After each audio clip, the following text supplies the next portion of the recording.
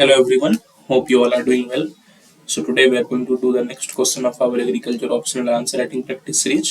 जो हमारी agriculture optional answer writing practice series चल रही है उसके नेक्स्ट क्वेश्चन को आज हम लोग करने वाले हैं. And today's question is explain the methods of linkage detection in recombinant breeding program. जो हमारा रिकॉम्बिनेंट ब्रीडिंग प्रोग्राम है उसमें हम लोग लिंकेज को कैसे डिटेक्ट कर सकते हैं. ठीक है.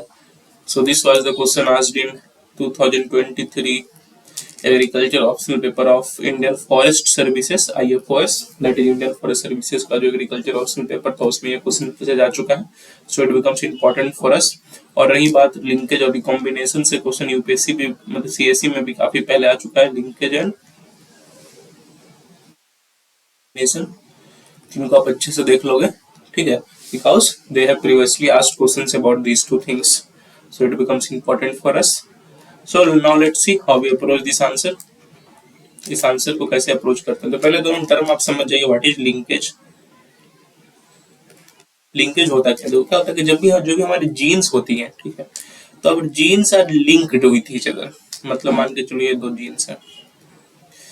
सिंपल भाषा में समझाता हूँ तो सो दैट आपको एक कॉन्सेप्चुअल क्लैरिटी मिल जाए. ऐसा नहीं कि मैं कुछ ये डिफिनेशंस बता रहा हूँ स्टैंडर्ड, बस समझाने के लिए. ठीक है, दो जीन एक दूसरे से अगर लिंक्ड होती है तो जब भी वो, ठीक है, इनहेरिटेंस के टाइम ट्रांसफर होती है, मान के चलो पेरेंट्स ऑफिसरिंग में जा रही है, तो वही दोनों जीन्स उसी तरह लिंक्ड ही रहेगी.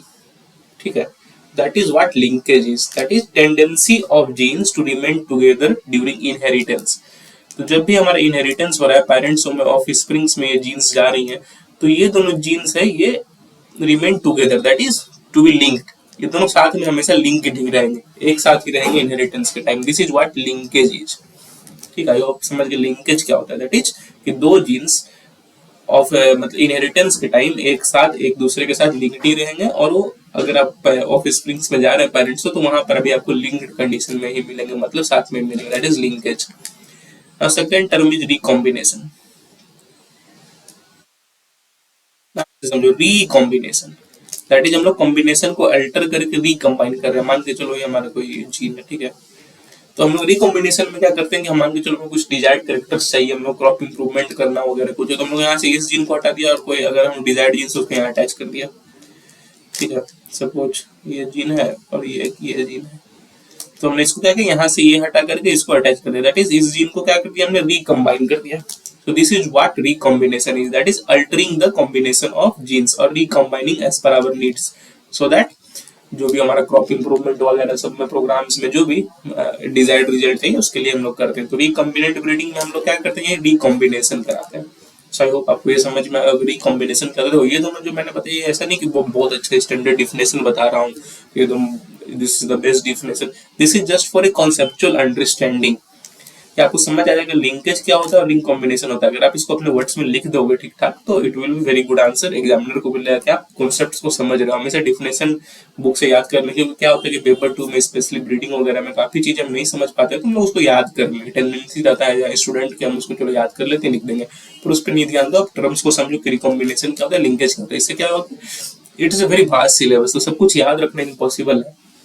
तो अगर आप टर्म्स को समझोगे तो अपने लैंग्वेज में भी अपने आंसर्स को अप्रोच कर पाओगे. आई होप आपको समझ में आ गया होगा लिंकेज क्या होता है और रिकॉम्बिनेशन क्या होता है. अब बढ़ते हैं क्वेश्चन की तरफ. That is methods of linkage detection. Linkage detection के क्या क्या मेथड्स हैं. जो सबसे most common and most important method that is test cross. Detection of linkage using test cross. It is the most common method जो generally use होता है. तो इसमें हम लोग करते क्या है, इसमें जो हमारा F1 हेट्रोजाइगस है, F1 heterozygous,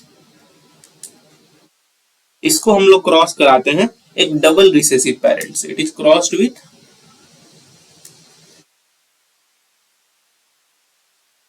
double recessive parent. 2 loci पे क्रॉस कराते हैं. 2 लॉकी पे इसलिए क्योंकि देखो हमारा रिजल्ट आएगा वैसा आएगा 1:1:1:1:1. और जब भी ये 4 टर्म से रिजल्ट आ रहा है दैट इज ऑब्वियसली हमने 2 लॉकी पे कराया हुआ. सिंगल लॉकी पे करा तो ये 4 टर्म्स में आता ही नहीं है. सिंपल 1:1 ये सिंगल 2 टर्म्स में आता है. जो रेशियो 4 टर्म्स में आ रहा है दैट इज हमने टू लॉकिट, दैट इज दो कैरेक्टर्स को लेकर के उस पे हम लोग क्रॉस कराया हुआ, ठीक है। तो जब भी हम लोग F1 हेटेरोजाइगस और डबल रिसेसिव पैरेंट को क्रॉस कराते हैं और हमारा रिजल्ट जो है फेनोटाइपिक जो रिजल्ट आता है दैट इज फेनोटाइपिक रेशियो जो आता है, this is phenotypic ratio, that is phenotype का ratio. Genotypic ratio that is gene का रेशियो। तो जब भी फेनोटाइपिक रेशियो हमारा 1:1:1:1:1 आ रहा है दैट इज कि यहाँ पे लिंकेज नहीं है, there is absence of linkage.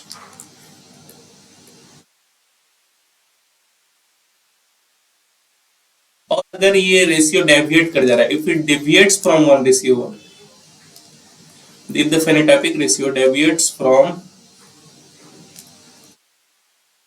then it shows there is presence of linkage। I hope आपको समझ में आ रहा होगा। जब भी हम लोग F1 हेटेरोजाइगस को डबल रिसेसिव पेरेंट से क्रॉस कराते हैं और हमारा रेशियो फेनोटाइपिक रेशियो 1:1:1:1 आ रहा है that is absence of linkage, ठीक है। लेकिन अगर यहीं पे ये 1:1:1 से ये डिविएट कर जा रहा है that is there is presence of linkage.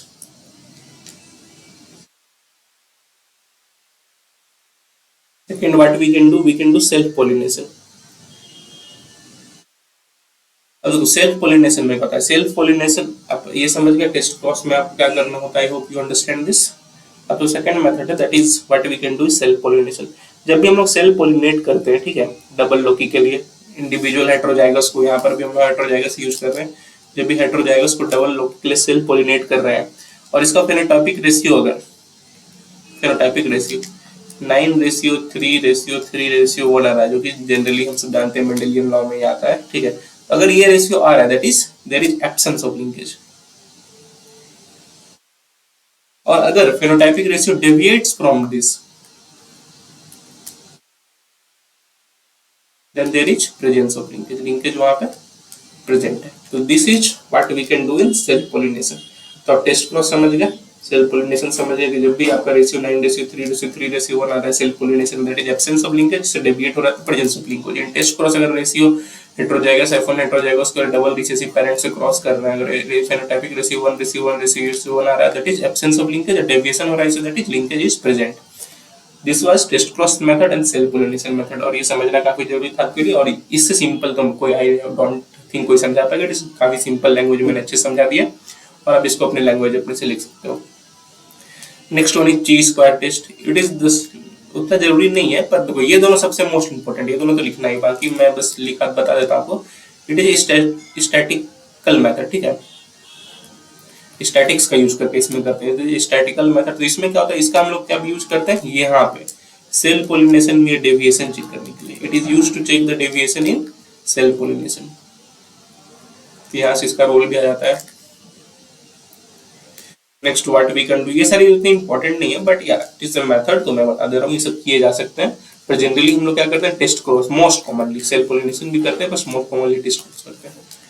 We can do pedigree analysis, that is जो हमारा पेरेंटल का एनालिसिस है, जनरेशनल एनालिसिस है, उसको कर सकते हैं। उसमें भी हमें डेविएशंस वगैरह उससे पता कर सकते हैं। मोलिकुलर मार्कर्स का यूज कर सकते हैं। It is generally use to check physically इसको चेक कर सकते हैं। मोलिकुलर मार्कर्स का यूज करके हमारा जीन लिंक्ड है या नहीं लिंक्ड है। जनरली ये रिकॉम्बिनेंट ब्रीडिंग में यूज करना मुश्किल होता है, but yes it can be done. So these are the 5 methods through which we can detect linkage. और आई होप आपको ये दोनों अच्छे समझ रहा था। आई होप आप ये दोनों समझ, टेक्स्ट क्रॉस तो काफी अच्छे समझ रहे, इसको लिखना तो अनिवार्य है, बाकी ये सबको थोड़ा थोड़ा मेंशन कर देना so that you will be enough for your answer. I hope आपको समझ में आ गया होगा सारी चीजें आज के इस वीडियो में। So that is all for today. Please do like, please do share and please do subscribe. It takes a lot of hard work to make such videos for you on regular basis. अगर आप like करो, share करो, subscribe करो तो काफी motivation मिलता है हमें कि हम और वैसे वीडियो आपके लिए बना पाए। So that is all for today. Have a nice day. Thank you.